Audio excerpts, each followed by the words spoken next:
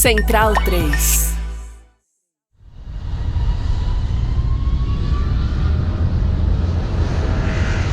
A seleção brasileira desembarcou na Itália há uns 20 dias da estreia na Copa do Mundo de 90, disposta a enfrentar um dilema filosófico.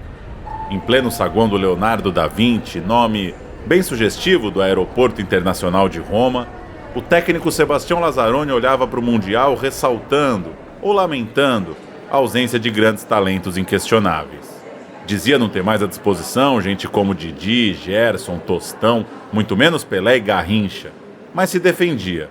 O futebol mudou para todo mundo, hoje é preciso competir, brigar pela retomada da bola e aí sim, impedindo o outro time de progredir, podemos pensar em decidir os jogos com a nossa técnica. Careca, gol!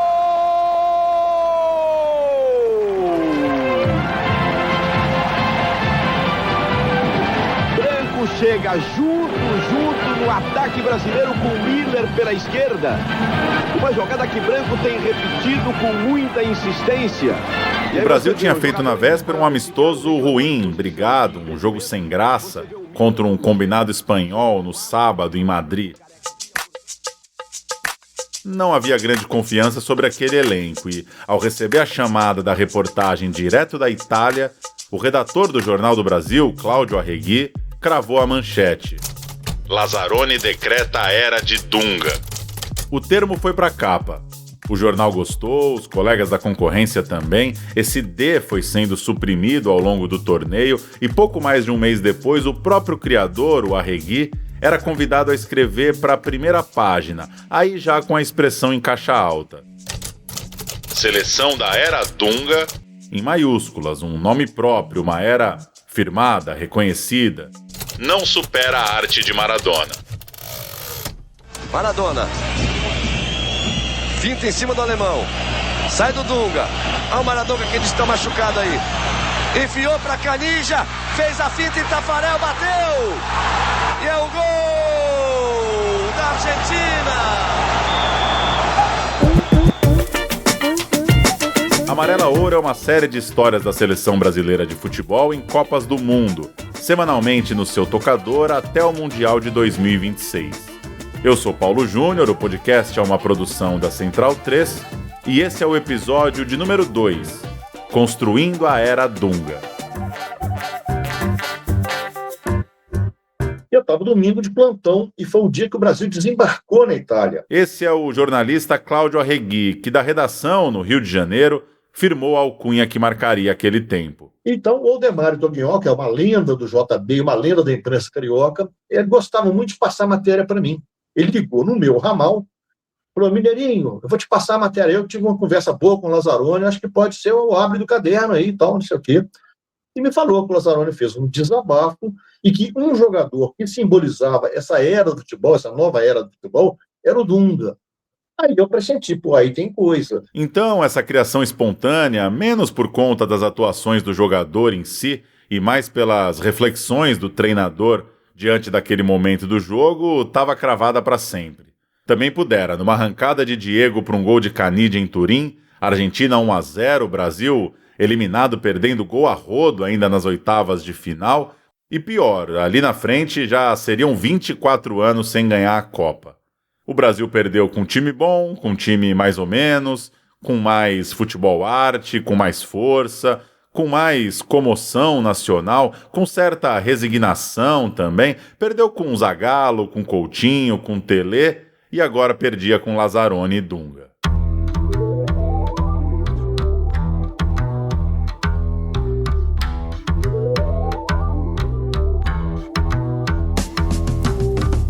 Carlos Caetano Bledorn Verri ganhou o apelido de Dunga porque na infância, baixinho, brincavam sobre sua estatura, botavam fé que ele não cresceria muito mais.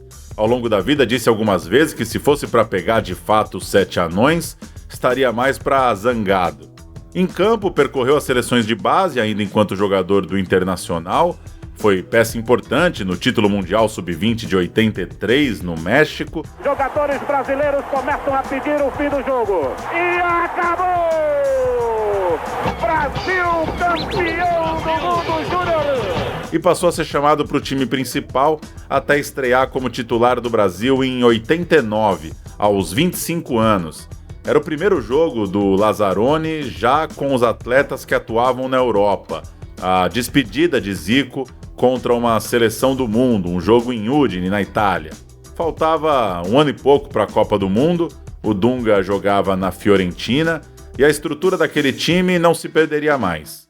3 zagueiros e Dunga no meio. Fez um golaço, inclusive, na derrota por 2-1. Lá vai Dunga, ele bate muito forte, pé direito, bateu! Gol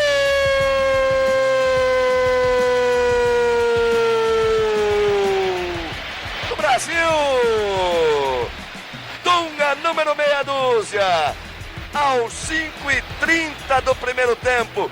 Que maravilha de cobrança de Dunga! A Copa América de 89 começou ruim, com a torcida de Salvador atirando laranjas nos jogadores da seleção, mas depois o time engrenou. Na fase final, até bater campeão, jogo no aniversário do Maracanã, 1-0 para cima do Uruguai, no mesmo Maracanã.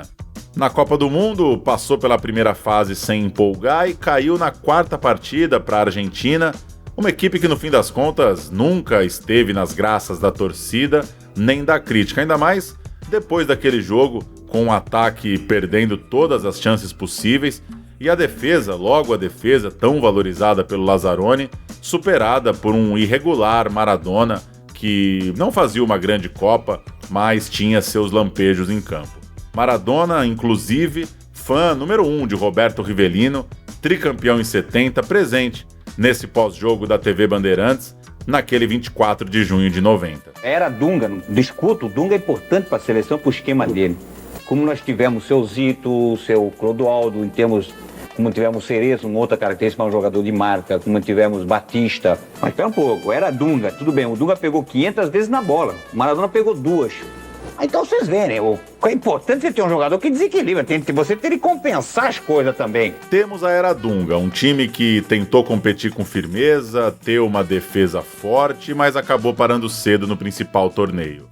E isso acabou, claro, virando um peso para todos eles, para toda aquela turma de remanescentes de 90 que conseguiram atravessar os 4 anos até o tetracampeonato. Tafarel, Jorginho, Branco, Ricardo Rocha, Aldair, Mazinho e até os talentosos atacantes Miller, Bebeto e Romário. Com Dunga foram 10 e poderiam até ser 12, mas os machucados Ricardo Gomes e Moser acabaram ficando pelo caminho. E agora o nome da relação os nomes dos 22 convocados. Atenção, Dunga, Mazinho.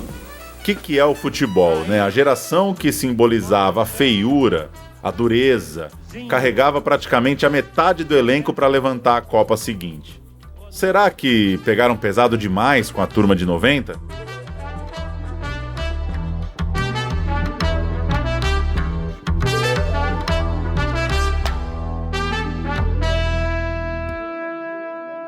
O pessoal já estava meio frustrado pelo caso do Plano Collor, que tinha prendido a poupança de muita gente. O pessoal já estava meio desconfiado de muitas coisas. E o futebol reflete isso também. A seleção já não estava agradando. Vale ressaltar esse mau humor geral da nação, como contou Arregui, porque o então presidente Collor confiscou as reservas financeiras da população, e isso é março de 90. Imagina você receber a notícia de que não vai poder mais mexer no dinheiro da sua conta e já era. Bancos com filas enormes, clima de incerteza, especulação, desespero total. Mas voltemos ao Dunga. Ainda que a economia do país vivesse dias, digamos, confusos, como é que sobra para um jogador de futebol? O surgimento do termo era Dunga foi de uma infelicidade tão grande e o tempo acabou mostrando isso. Esse é o Silas, titular do time no título da Copa América em 89. Aquele time tem no meio de campo Dunga, Silas e Valdo. Eu joguei muitas vezes ao lado do Dunga e até hoje não vi ainda na seleção brasileira um líder igual a ele. E foi bem o Silas que saiu do time para o Lazzaroni firmar a equipe com um alemão, um volante mais pegador no meio de campo. Era a segunda Copa do Silas, ele entrou no segundo tempo nesse jogo da eliminação para a Argentina e depois perdeu espaço, não avançou, não participou quase nada dos 4 anos até os Estados Unidos.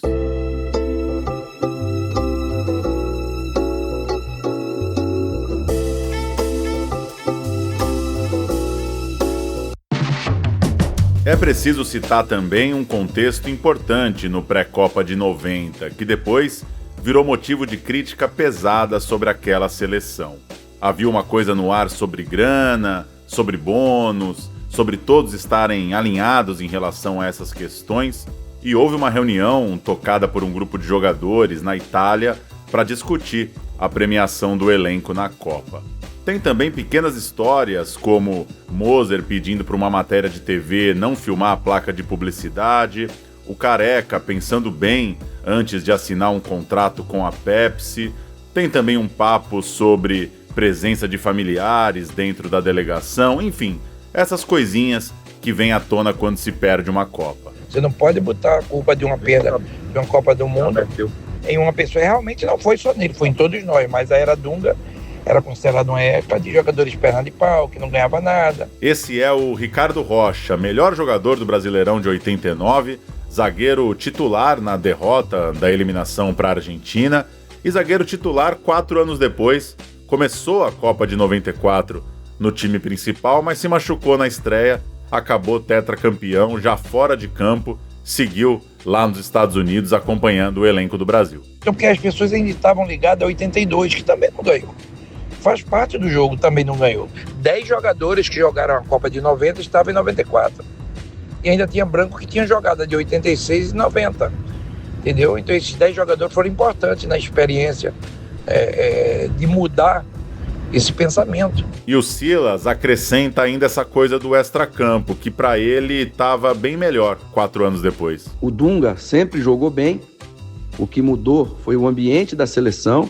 As experiências anteriores foram a base para aquele triunfo, né? Tanto com relação às famílias, quanto com relação a se fechar, tanto com relação aos amigos. Eu acho que era um momento disso, não que famílias e amigos atrapalhassem, nada disso, mas ali era um momento de se fechar e tentar um modo diferente. E a seleção brasileira fez isso, todo mundo entendeu que era preciso. E, bom, aconteceu ali o tetracampeonato. Tá, havia essa base, mas o ciclo para a Copa de 94 foi bem acidentado, né? Marcado pela derrota, o Dunga perdeu espaço na mal-sucedida renovação proposta pelo Falcão e voltaria ao time só no meio de 92, já com o técnico Parreira. Mas as marcas ainda estavam lá. O Brasil pegaria o Milan, um timaço, e o treinador tinha que lidar com o desfalque do Raí, camisa 10 do seu time. E aí não deu outra. Parecia simbólico que o mesmo jogador representaria um mesmo endurecimento do time anos depois. Escreveu a Folha de São Paulo no dia do jogo. Com a volta de Raí ao Brasil, e somente por isso, Parreira se vê obrigado a reiniciar de fato a era Dunga, escalando uma muralha para barrar o campeão italiano. O volante da Fiorentina entra do lado de Mauro Silva na cabeça de área. A seleção não jogou bem, mas ganhou. 1-0, uma tabela bonita de Careca com Bebeto, jogo que marcava a despedida do atual treinador da seleção, o italiano Carlo Ancelotti. Luiz Henrique devolveu bem para o Careca, Bebeto se apresentou pedindo, Costa curta marca, ele cruza, olha o Careca e o gol!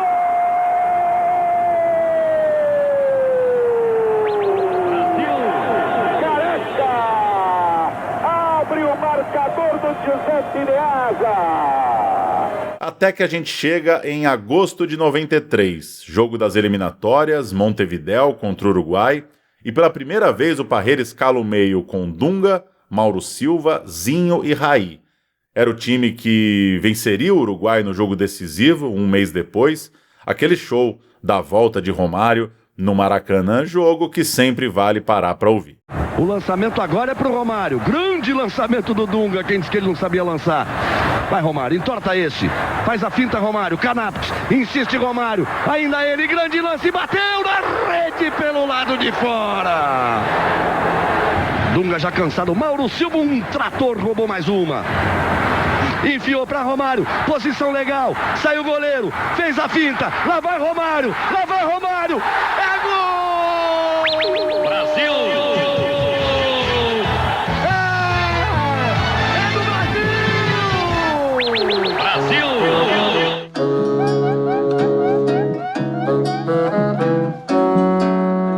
Era também o time que começaria a Copa de 94 e era, por que não, certa manutenção da era Dunga em campo. Claro que quando saiu a convocação, ele já tinha virado nome certo. Tinha gente preferindo César Sampaio, que acabou de fora. Tinha gente também achando que o Parreira estava confiando demais na dupla de volantes, já que não tinha um camisa 5 reserva de fato na lista. Mas no fim das contas, acho que um balanço é possível de ser feito, que é essa turma não tinha como fugir, ela tinha que se provar no maior jejum da história da amarelinha, ela tinha que provar que tinha bola para ganhar a Copa do Mundo 4 anos depois de 90. Fernando Calazans, no Globo, escreveu sobre o meio-campo no dia da lista final que, em matéria de talento, é um dos mais inexpressivos e opacos da história das seleções brasileiras. Alberto Helena Júnior, na Folha de São Paulo, dizia: falta carisma a essa seleção. Armando Nogueira, no Jornal do Brasil, falou que o povo já tem dito que não quer nem Tafarel, nem Branco, nem Dunga, nem Raí. O treinador Parreira, porém, fazendo ouvido de mercador, teima em escalar uma equipe que não exprime a pureza e a graça do nosso futebol. E não exprime simplesmente porque é conservadora, defensiva. Como tenho dito, pode até ganhar a Copa, mas não conquistará o coração de ninguém. São várias razões para tamanha amargura. Uma ideia, principalmente em São Paulo, de que o Parreira era, de fato, muito conservador, enquanto times como o Palmeiras, de Vanderlei Luxemburgo, e o São Paulo, de Tele Santana, respectivamente, campeões do Brasil e do mundo, eram mais prazerosos de assistir. Havia também certo desalento com o êxodo de jogadores construindo suas carreiras lá fora.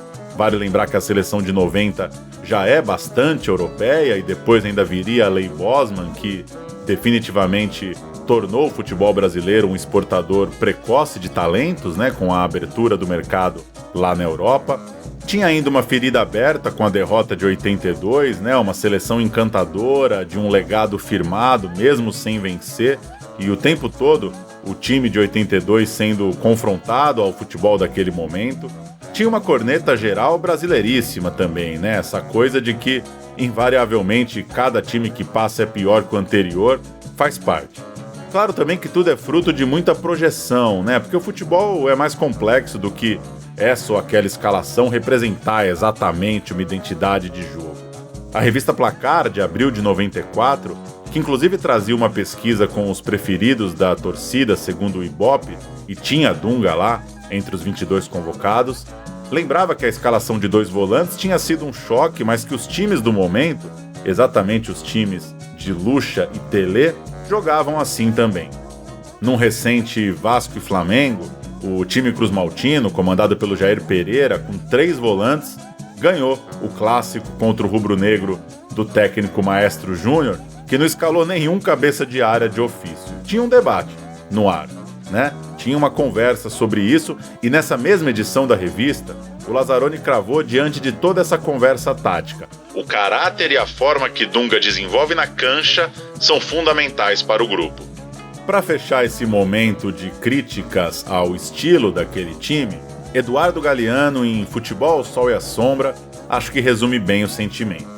Quando o Brasil conquistou seu 4º troféu mundial, os jornalistas comemoraram por unanimidade, embora alguns não escondessem sua saudade das maravilhas de outros tempos.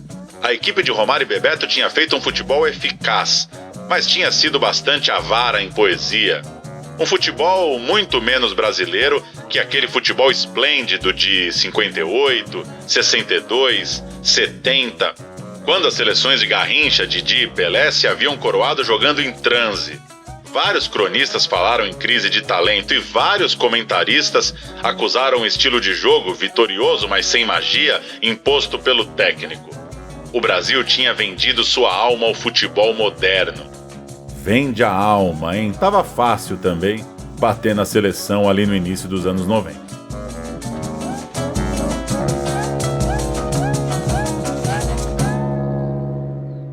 Acontece que, críticas à parte, na Copa deu tudo certo. O Raí foi sacado do time, o Dunga assumiu a faixa de capitão e jogou muita bola, controlando a posse, arriscando lançamentos, muito mais confiante para ter influência no time com a bola no pé. O Brasil está numa boa lá em Detroit, classificado, sossegado, elogiado. O Brasil está subindo a ladeira e nós vamos para Detroit com Luiz Fernando Lima. Você já reparou que Dunga hoje é um jogador diferente daquele Dunga da Copa da Itália? O primeiro gol do Brasil ontem, o gol que abriu o caminho da vitória, foi um passe de Dunga para Romário. Esse novo Dunga tem uma opinião diferente, tem uma opinião própria sobre essa função. Ele falou conosco agora há pouco aqui no hotel. Veja o que ele disse. Eu acho que cada um tem uma função dentro da equipe e tem que ser analisado por esse fator. Em 90, quem fazia essa função que eu faço outra era um outro jogador. Somente que as pessoas, principalmente no futebol, quando colocam etiqueta numa pessoa, dificilmente você consegue mudar.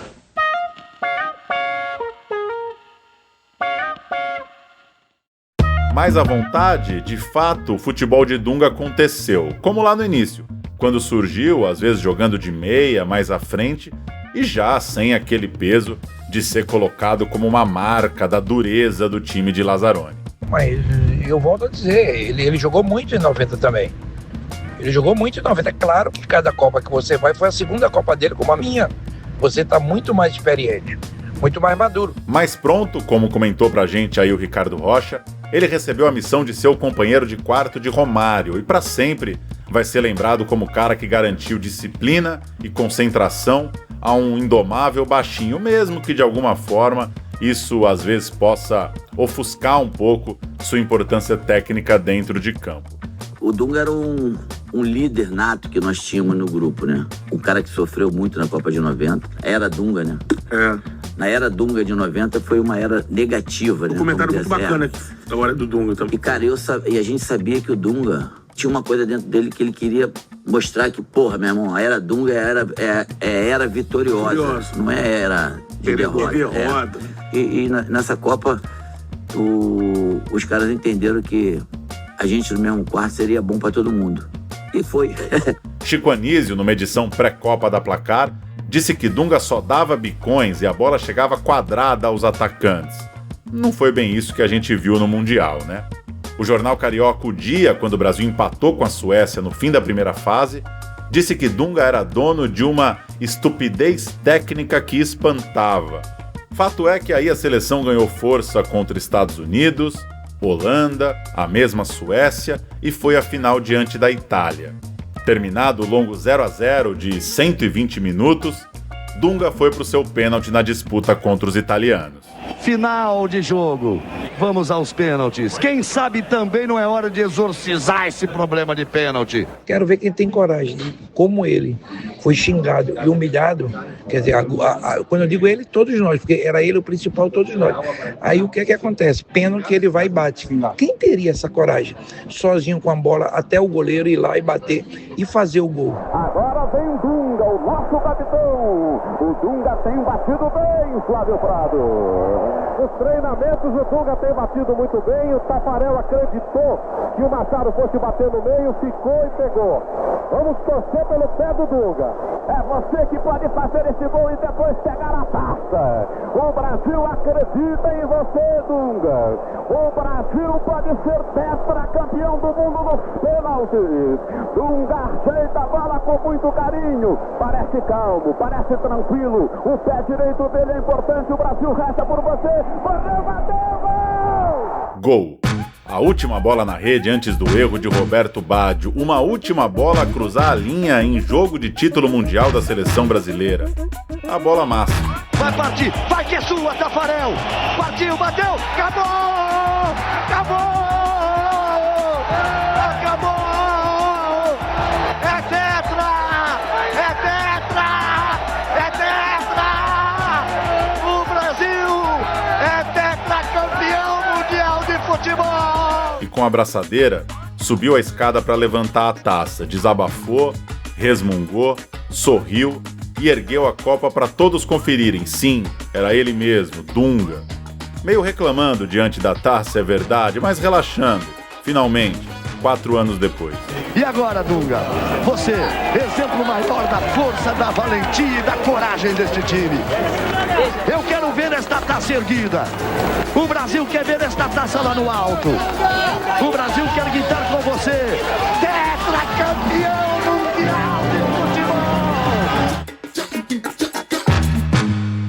Quando a pandemia causada pelo coronavírus interrompeu nossas rotinas em março de 2020, o futebol deu conta de seguir pelo videotape uma revisita forçada às Copas do Mundo. O Sport TV passou a final do Tetra numa noite de sexta-feira, às 7, ainda ali no finalzinho de março, além de outros jogos da campanha, sempre com novas narrações e comentários. A Globo exibiu a finalíssima de 94 no terceiro domingo de reprises pandêmicas, isso já é 26 de abril, com a transmissão histórica de Galvão Bueno. Domingo, 15 para as 4 da tarde, para matar a saudade. O Brasil é tetracampeão mundial de futebol! Brasil e Itália, na final da Copa do Mundo de 94, para assistir em família, futebol na Globo. Aqui é a emoção de reviver um jogo inesquecível. Os jogos velhos viraram tema dos debates na TV e na internet, além das colunas nos jornais. E houve certa revisão da geração de 94 e de Dunga, claro. Anos antes, os novos aplicativos de estatísticas já tinham apontado que Dunga era o jogador com mais passes numa edição de Copa do Mundo. E não é passe para trás não, é para frente, tá? Segundo o site Opta, foram 692 passes durante o Tetra, e seu desempenho 4 anos depois, o vice-campeonato diante da França em 98, chegou ao 6º lugar nesse ranking histórico. Outro dado chamou a atenção, o SofaScore passou a divulgar que o Dunga somou 57 desarmes nos Estados Unidos, muito mais que os cerca de 20 e poucos de alguns destaques recentes. Então essa numeralha convence os mais jovens. Dunga, por exemplo, carimba mais bolas que Xavi no auge da Espanha, ou Philipp Lahm, Mascherano, líderes de Alemanha e Argentina em 2014. E as atuações, para quem parou para ver ou rever, se mostraram convincentes, bem no momento em que o país debatia a dificuldade em formar meias construtores, jogadores de meio campo com mais capacidade com a bola.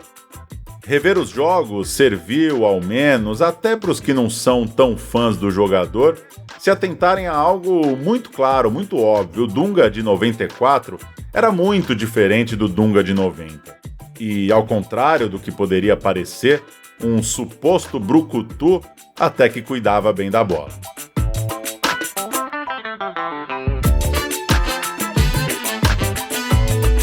Mas se a impressão sobre Dunga é de pura rispidez, muito passa pelo seu comportamento como técnico da seleção.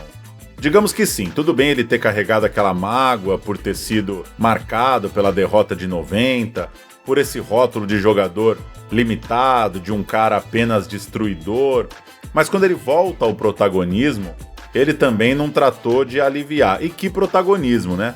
A gente está falando de alguém que nunca tinha sido técnico e ganhou logo a seleção brasileira em 2006. Ele chegou para ser a ruptura da criticada preparação para o Mundial anterior, aquela farra de Vegas na Suíça, imagens de falta de concentração, de falta de foco dos principais nomes do elenco. Então saem as grandes estrelas e entram os guerreiros de Dunga. Para mostrar firmeza, colocou os caras no banco de reservas, até o Ronaldinho, ainda melhor jogador do mundo. Ele comprou uma briga contra a imprensa, cortando privilégios, acessos de jornalistas ao elenco, numa nova fase ali da CBF, e também por isso ficaram famosas as implicâncias, por exemplo, com Cícero Mello, da ESPN Brasil, quando o treinador chegou a retrucar: faz uma pergunta mais curta, não fica nesse monólogo para me irritar. Era uma certa vingança tardia também de quem sofreu por 90. E aí o pior caso é quando xingou um repórter de uma coletiva, o global Alex Escobar, o que pegou muito, muito mal na crítica, claro. O episódio aconteceu quando o jornalista da TV Globo, Alex Escobar, que conversava comigo no telefone... Você tá falando, Tadeu me liga. E quando eu tô desligando, alguém tinha feito uma pergunta para você sobre o Luiz Fabiano, se não me engano, e você começa a resposta dizendo, pelo menos eu tinha entendido que, tipo assim, vocês não confiavam no Luiz Fabiano, mas tá aí, a partida que ele fez. E eu balanço a cabeça olhando pro telefone, cara. Tipo assim, porra, quem é que desconfiava do Luiz Fabiano? Eu, por exemplo, adorava ele. Quando falava sobre o caso de Luiz Fabiano, o treinador interrompeu a resposta para interpelar o jornalista. Vocês que ele não tinha feito gol nos últimos 5 jogos. Aí hoje ele fez algum problema? É? Olhando pra você. Bom. Pensei que tinha. Bom, então tá. Em seguida, ficou balbuciando palavrões que vazaram no sistema de som da sala de entrevistas. No fim, ainda irritado, Dunga se levantou e continuou pronunciando outros xingamentos e palavras impublicáveis. Na hora do Mundial, ele não cedeu a convocações populares, nem Adriano, nem Ronaldinho Gaúcho, muito menos Ganso ou Neymar. O time teve seus momentos no ciclo, ganhou os títulos, mas o homem era uma fera. E a impressão final, mesmo jogando bem o primeiro tempo contra a Holanda, foi ruim. Uma expulsão cantada de Felipe Melo e pouca opção para reverter o placar a ponto de morrer com substituição a fazer. Derrotado, saiu para o lugar de Mano Menezes com a impressão de que a seleção estaria em mãos mais adequadas. Mas, talvez feliz com aquela experiência, a CBF repetiu a dose depois do 7-1 e Dunga fez nova passagem com o boné da amarelinha. Durou 2 anos, deu lugar a Tite e viveu outra troca que tinha praticamente unanimidade da opinião pública. Datena e Neto, por exemplo, ajoelharam ao vivo na TV para celebrar a saída do treinador. Agora vai você também, Marco Paulo, Deus, né? Pelo amor de Deus. Vocês todos embora, para não falar para outro lugar. Se pudesse, mas não pode, né? Graças a Deus, nós agradecemos. Levantar, ou você quer que eu te levante? Você, porra. Eu te levanto, peraí. Não, eu levanto. Aqui, moleque. Aqui é homem. Aqui é, velho. Ô, Neto, mas falando sério, demorou demais. Primeiro, que não era nem para ter voltado.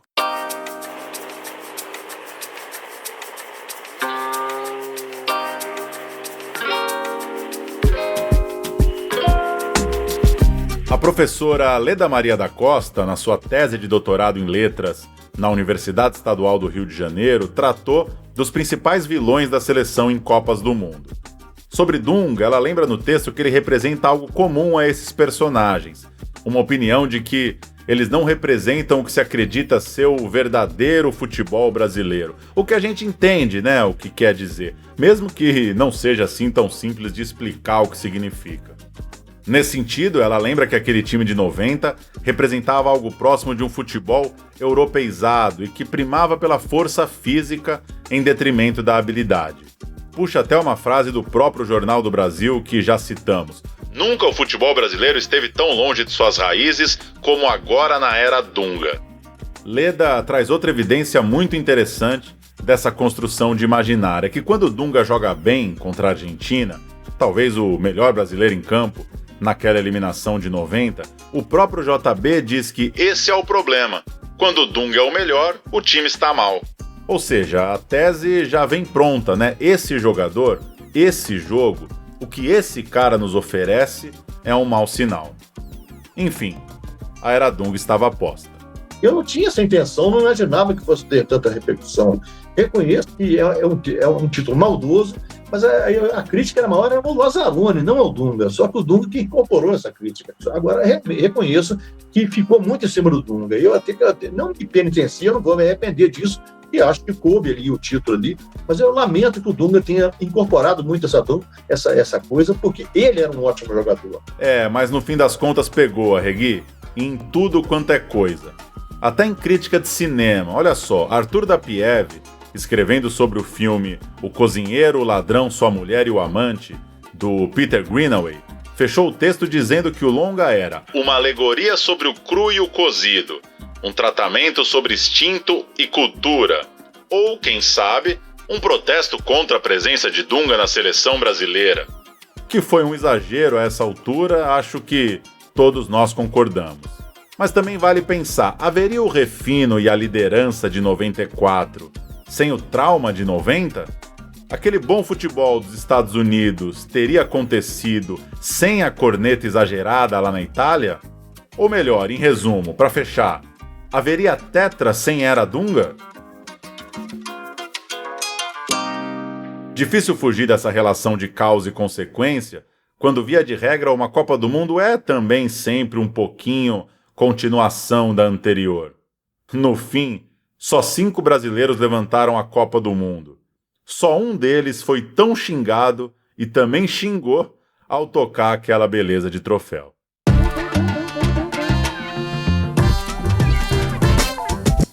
Esse episódio entrevistou o jornalista Cláudio Arregui e os ex-jogadores Silas, das Copas de 86 e 90, e Ricardo Rocha, de 90 e 94. Além de usar áudios de TV Globo, Band, SBT, Rádio Jovem Pan, Rádio Transamérica e Charla Podcast. Eu, Paulo Júnior, cuidei da pesquisa e roteiro desse episódio. Amarela Ouro ainda conta com o Luan Alencar na edição, Mari Vantini e Thiago Rabelo na produção de entrevistas, Caio Belandi também tocando as pesquisas e roteiros, Lyndon Johnson na direção de arte e Cirilo Dias nas redes sociais. Eu faço locução e direção geral, Domênica Mendes é gerente de operações e a produção executiva é de Rodrigo Borges. A Central 3 é uma empresa da F451 Mídia.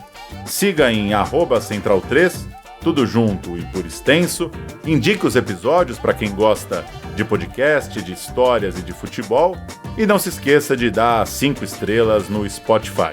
Nos encontramos no próximo episódio. Até lá!